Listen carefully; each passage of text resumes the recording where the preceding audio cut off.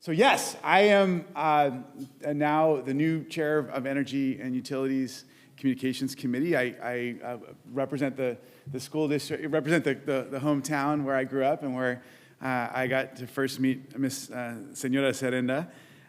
We were from Santa Monica High School. So my district includes the west side of Los Angeles, the coastal South Bay, Santa Monica Mountains communities, et cetera. Includes also, of course, the Palisades, which of course suffered so much over the past year.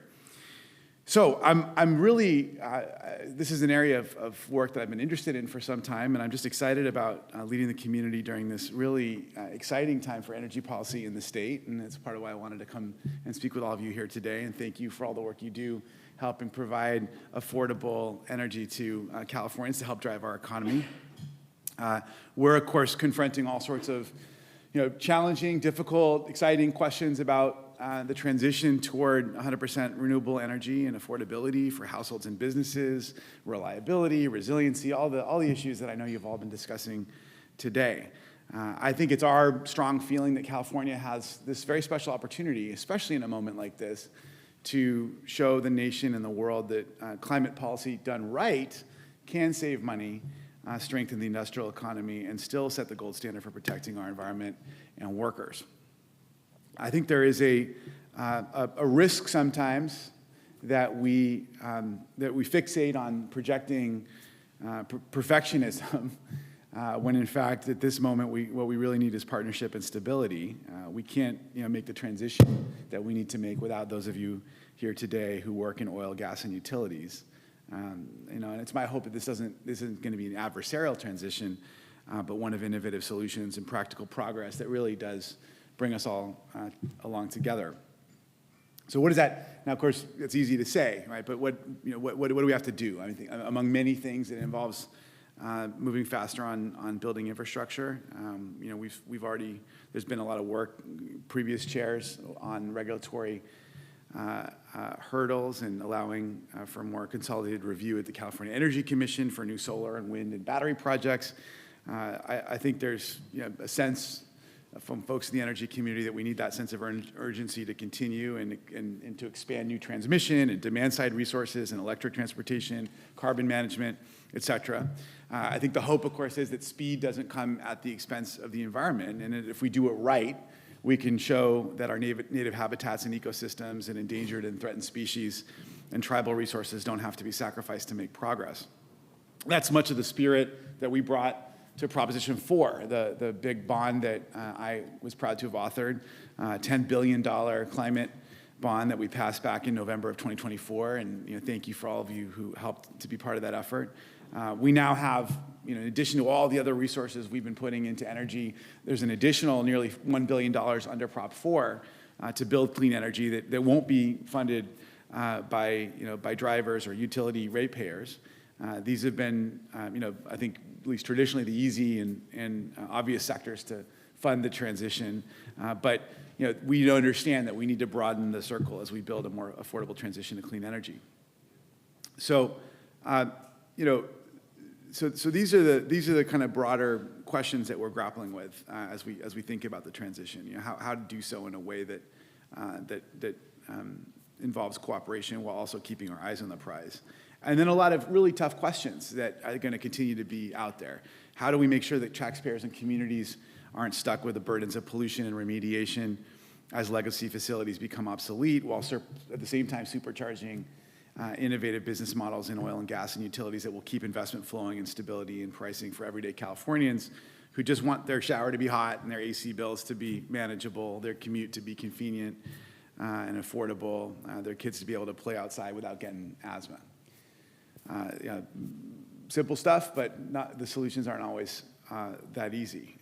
How do we bring down the cost of energy bills, which really are squeezing people and contributing and really threatening quality of life and cost of living in our state? How do we reduce the cost of borrowing for our utilities in the light of the massive risks and liabilities associated with wildfire? And some of the lopsided risk sharing that exists with regards to our current liability and compensation frameworks in the state. So, I think broadly speaking, we've got to have all stakeholders at the table. to help make big, durable solutions, from capital markets to insurers, to energy providers, trial attorneys, labor unions, and consumer advocates. There's a lot of folks whose voices are important in this broader discussion. And, people, of course, are very upset about sky-high bills. And they also see, big earnings from, from investors and utility executives, and that certainly, or insurers or whoever else. But we also, there are reasons why we got to this point, and there's a lot of rigidities and challenges, problems with our structure that need to be addressed in an honest way that doesn't just involve grandstanding and vilifying, but that involves a really focused determination that's centered on trying to help regular working people. And that's, I think, the spirit with which we have to approach these kinds of questions. How do we do more to align the incentive structures and rate making for investor-owned utilities with cost-efficient choices that will still prioritize public and safety and reliable service rather than overinflated costs and overbuilding? And how does the decision-making structure at the PUC work to lower costs for regular people? Of course, this involves so many factors. One of the many, as you all know, in energy, is that we'd be mindful of where new significant load growth is happening, such as new data centers, where new energy generation is sited, when in the day that new energy generation is happening.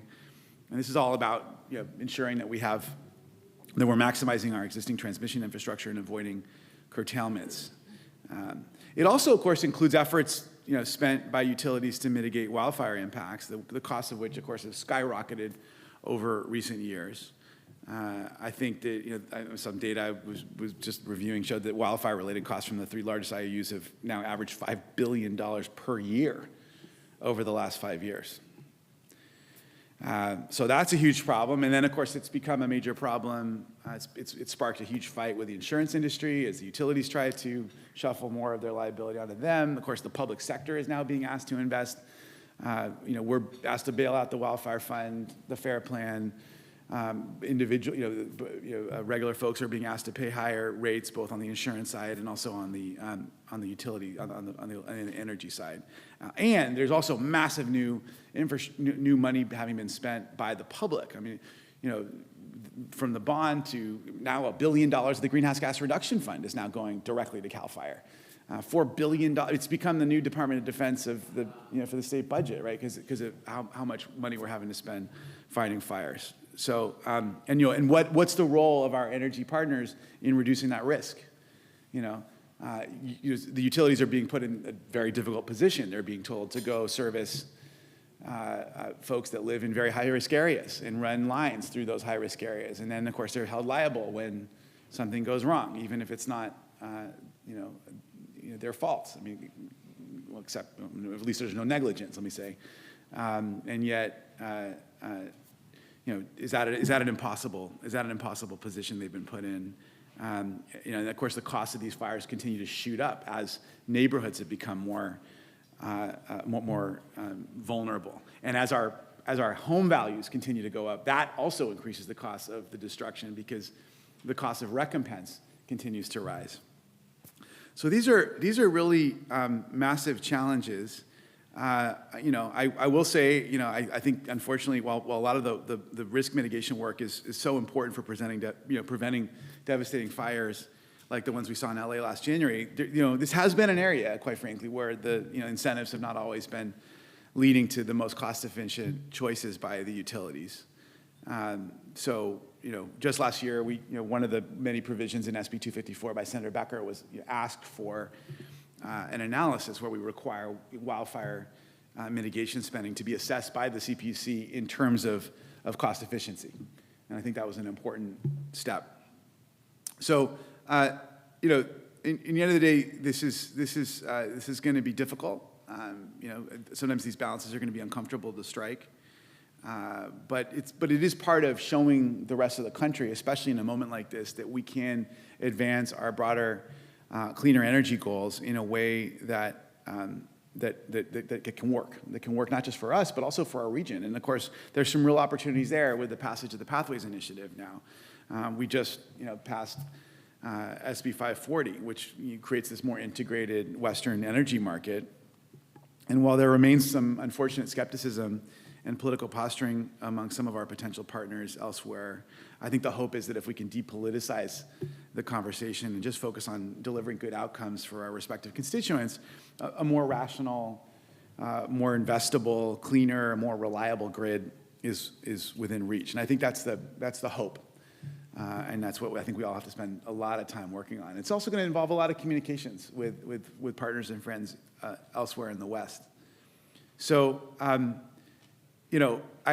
certainly was and remain hopeful that this initiative showed promise, will show real promise for delivering lower electric bills for Californians, while also making the grid more reliable, because we're going to be able to draw upon a much broader cross-section of sourcing around the West. Of course, we do have to be really diligent about monitoring the development of this market to ensure that it will actually result in net benefits for Californians and won't just, while also not hindering our greenhouse gas reduction goals. Those were some of the big, difficult conversations that were happening in the legislature when we were considering the Pathways Initiative, both in its most recent form, but also in previous iterations when it came up before, especially during the Brown administration. But of course, we can't just stop at the grid, right? I mean, California's approach to climate policy is truly going to scale. We're going to have to look to our Western allies for more cooperation in carbon management, in fuels, electric transportation, and innovation. And this means working with partners in Oregon and Washington, of course, Canada, on scaling our cap and invest and low carbon fuel strategy. We just got major achievements done in those spaces just in the last year. I think it takes, that also, of course, will take us making sure that we take a sober look at fuels reliability, not just for us, but also for Arizona and Nevada, too. As they say, right, if you want to go fast, go alone. If you want to go far, go together. But, given all the challenges of issues at the federal level and tensions between the states, that's going to be difficult, but I think vitally important. So it's why reliability and resiliency and affordability are going to remain top priorities going into this next year, as we see these increasing climate risks and disasters that continue to highlight the need for a more resilient grid. A grid that doesn't continue to spark devastating multi-billion-dollar fires with horrific loss of life as we face a drier and hotter climate and flora that is just so ripe for burning. We want a grid, of course, that can utilize distributed energy resources and creative solutions to keep the power on for households when transmission lines or other infrastructure go down. And I know this problem, intimately because of, we have all these high wind events in the hills, in my district that cause elongated power shut-off events, public safety power shut-off events that are necessary for reducing wildfire risk, but they leave families without power for days or even weeks at a time. There's been some horrific outcomes associated with all that. And then, of course, you start to see people turning into trying to get diesel generators and all the rest, which is just a really dissatisfying alternative. So, and then, of course, we don't have to remind anyone here, we just saw the massive power outage in San Francisco that was likely caused by a fire at a PG&E substation that raises questions regarding accountability for proper maintenance of infrastructure in urban areas as well. Lastly, speaking of wildfire risk, we know that this year will bring continued discussion about how to update the state's wildfire fund for utilities and the related questions regarding what's fair in terms of holding utilities accountable for further actions that we can take to reduce fire risk. So all these are really tough topics. And there are many, many more that I haven't had a chance to mention, but I see a little line here waiting for me to get off stage.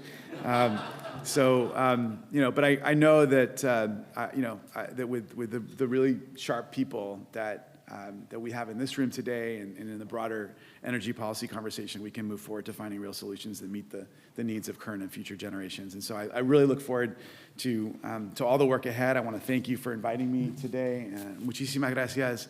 I'm really excited about this immense, difficult, but vitally important work that we have ahead this year. So appreciate it very much. Thank you.